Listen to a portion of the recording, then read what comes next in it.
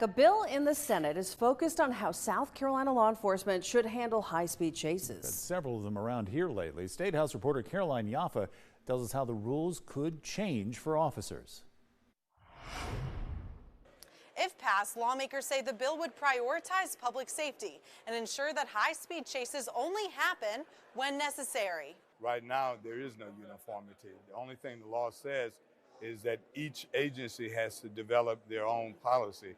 Some policies can be as simple as be careful or, just don't take unnecessary risks. According to the bill, a vehicular pursuit is when an officer in a marked vehicle with activated lights and sirens tries to stop a driver who evades arrest by speeding or driving recklessly. The bill says in most cases, law enforcement would be required to have a supervisor's permission to engage in a chase. Jeffrey Alpert, who's a USC criminology and criminal justice professor, says the language in this bill needs to be fixed. It's very difficult for an officer who's in the heat of the chase to consider 42 different variables. The bill also says officers would be allowed to engage if there is probable cause, reasonable suspicion, or they believe the driver is a threat to public safety. Officer J.J. Jones from the South Carolina Law Enforcement Officers Association says chases are important for everyone's safety. Pursuits in South Carolina are important for the safety of our citizens and for our law enforcement.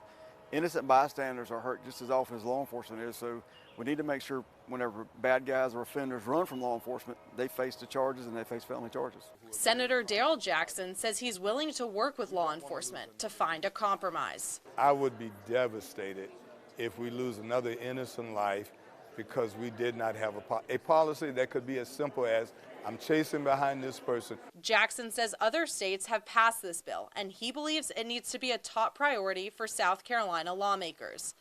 In Columbia, Caroline Yaffa, 7 News.